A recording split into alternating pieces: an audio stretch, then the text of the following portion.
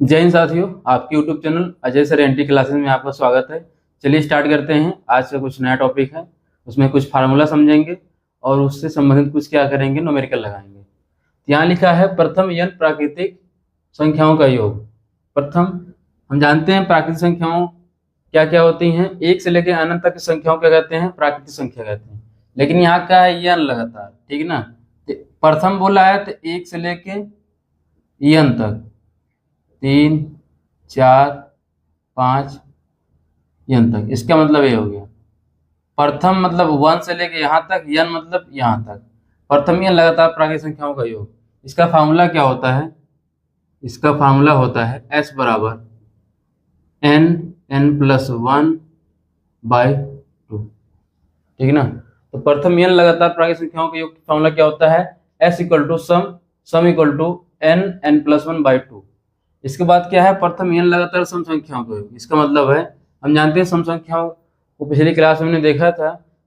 उसको चेक करने के लिए क्या करते थे हम लोग, जिस संख्या के इकाई अंक में 0 हो, 2 हो, 4 हो, 6 हो, 8 हो, उसे क्या कहते हैं, सम संख्या। दूसरा पहचान क्या है, जो संख्या 2 से क्या हो जाए, पूर्णतः विभाजित हो जाती है, उसे क्या कहते हैं, सम संख्या। इसका मतलब यहाँ पे हम लिख सकते हैं, प्रथम बोला है तो मतलब 2 से स्टार्ट करेंगे, 2, 4, 6, 8, 10, n तक निकालना है तो n तक हम निकाल लेंगे। इसका फार्मूला क्या होता है, s = n+1। प्रथम n लगातार सम संख्याओं का योग निकालना है तो उसके लिए फार्मूला क्या लगाएंगे, n+1, ठीक। इसके बाद में है प्रथम n लगातार विषम संख्याओं का योग। यहाँ पे बोला है विषम संख्याओं को 1, 3, 5, 7, 9, n तक का है तो n तक निकाल देंगे। इसका फार्मूला क्या होता है, s = क्या होता है, n²। s = क्या होता है, n²। उसके बाद बोला है प्रथम n लगातार सम या विषम संख्याओं के वर्गों का योग। यहाँ पे सम भी है, विषम भी है, दोनों सम और विषम के लिए, दोनों के लिए एक ही फार्मूला होता है, और संख्याओं के वर्गों का योग निकालना।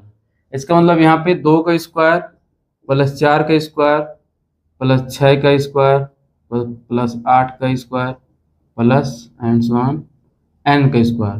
फिर क्या पूछा, ये तो हो गया सम के लिए। विषम के लिए क्या होता है, 1 का स्क्वायर प्लस 3 का स्क्वायर प्लस 5 का स्क्वायर प्लस 7 का स्क्वायर n²। इन दोनों के लिए एक ही फार्मूला होता है, क्या होता है, s = n+1 n+2/6। प्रथम n लगातार सम या विषम संख्याओं के वर्गों का योग के लिए फार्मूला क्या होता है, s = n+1 n+2/6। इसके बाद आता है प्रथम n लगातार प्राकृतिक संख्याओं के वर्गों का योग।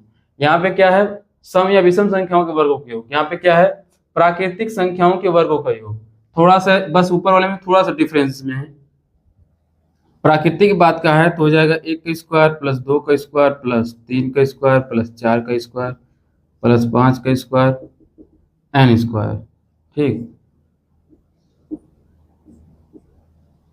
इसके लिए फार्मूला क्या होता है, s = n+1। यहाँ तक तो ठीक है, बाई 6, ये भी ठीक है।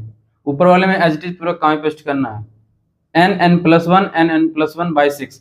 यहाँ पे क्या लिखा है, n+2, यहाँ पे लिखना है 2n+1, बस 2n+1, इसके लिए फॉर्मूला हो जाएगा। फिर लिखा है प्रथम n लगातार प्राकृतिक सम, प्रथम n लगातार प्राकृतिक संख्याओं के घनों का योग। यहाँ पे घन पूछा, क्यूब। इसका मतलब यहाँ पे 1 का क्यूब प्लस 2 का क्यूब प्लस 3 का क्यूब प्लस 4 का क्यूब प्लस 5 का क्यूब n का क्यूब, इस प्रकार से। इसके लिए फार्मूला क्या होता है, s = n+1/2 का स्क्वायर। ये पूरा एज इट इज फार्मूला में ऊपर दिखाई दे रहा है। यहाँ पे क्या है, प्रथम n लगातार प्राकृतिक संख्याओं का योग, s = n+1/2। यहाँ पे सिर्फ क्या हो गया, स्क्वायर हो गया। अगर प्रथम n लगातार प्राकृतिक संख्याओं का योग पूछेगा तो n+1/2। अगर घनों का योग पूछेगा, प्राकृतिक संख्याओं के घनों का योग पूछेगा तो क्या करेंगे, उसके लिए n+1/2 का होल स्क्वायर कर देंगे, ठीक ना।